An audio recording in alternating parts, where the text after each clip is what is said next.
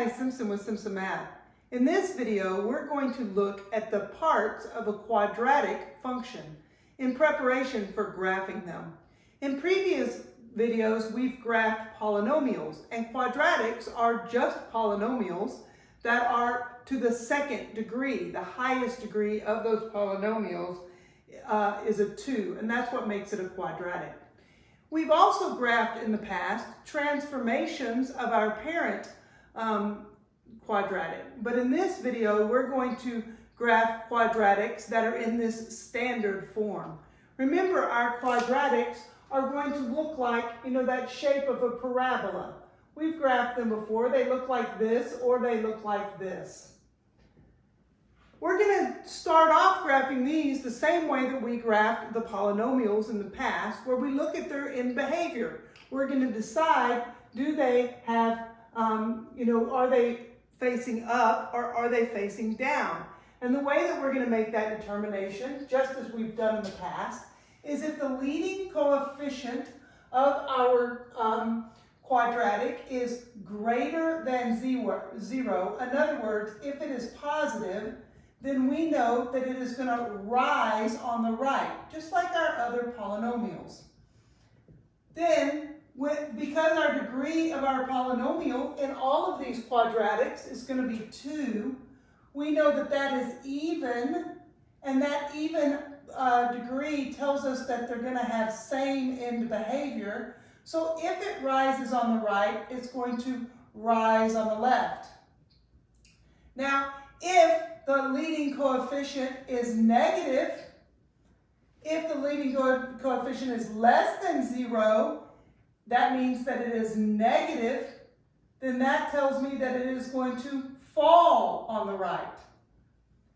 And again, because it has, because the degree of all our quadratics is 2 and it's even, and so it has same end behavior, that means that if it has a negative leading coefficient, then it will also fall on the left. So we can determine whether it faces up or down based upon that leading coefficient, which we kind of remember from doing transformations, that when we had a negative out front, it reflected our graph over that x-axis. Then our degree of our polynomial on these quadratics is 2, so every single time we will just have one term in that quadratic. And then, because that degree is 2, when we get ready to factor it, or we're looking for the number of roots, there will always be 2 roots in our quadratics. They may not always be real roots, but we will have 2 roots of our quadratics. So we'll start off with the end behavior just as we have in the past.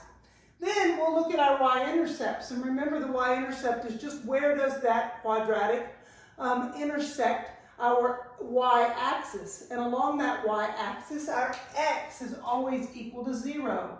So the way to determine your y-intercept is just to substitute in 0 for x.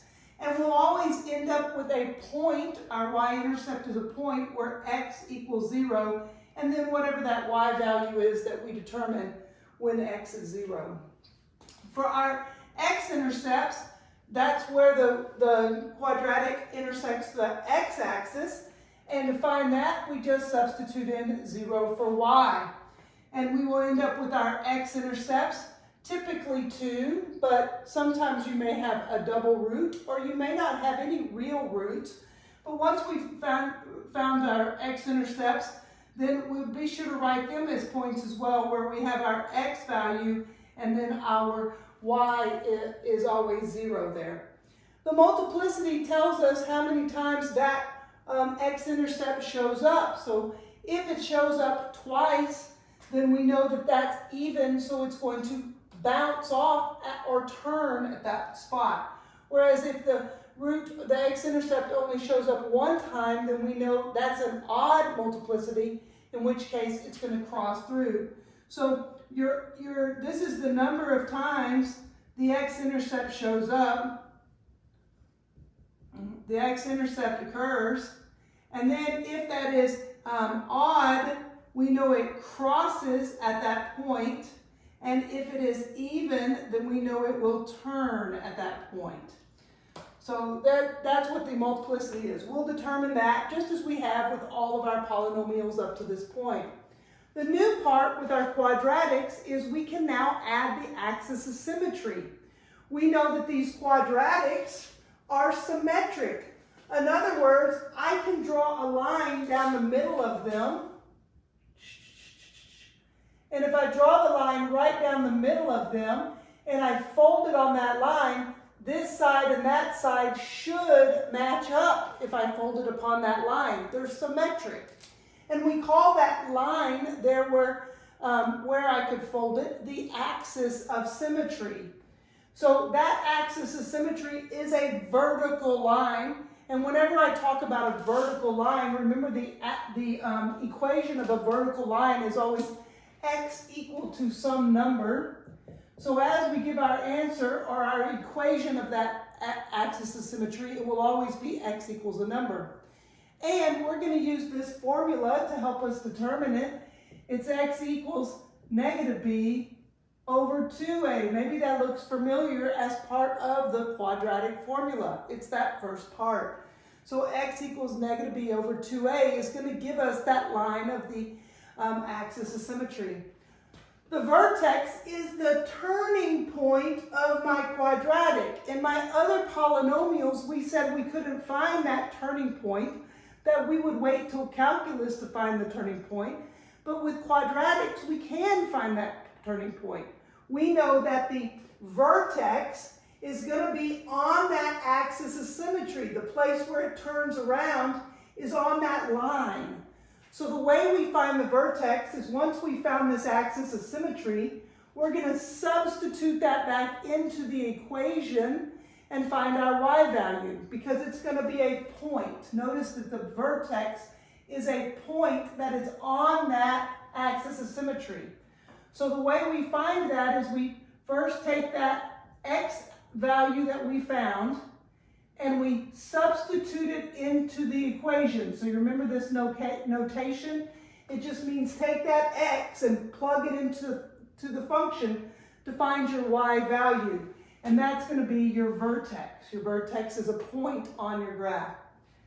Then we're going to find one additional point. Because this is symmetric, we can find an additional point using our y-intercept.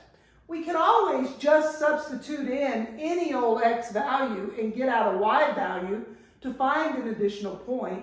But what we're going to do is use our y-intercept to help us find the additional point on the other side. So, if I have a quadratic that passes through my y-intercept here, I know, and my axis of symmetry is there, I know there's going to be another point on my quadratic that same distance apart. So we're going to use that y-intercept to help us find our additional point. So these are the steps we're going to go through in order to graph our quadratics. In the next video, I will graph an example of the quadratic function. Math Made Simple at Simpson Math. Thanks for watching.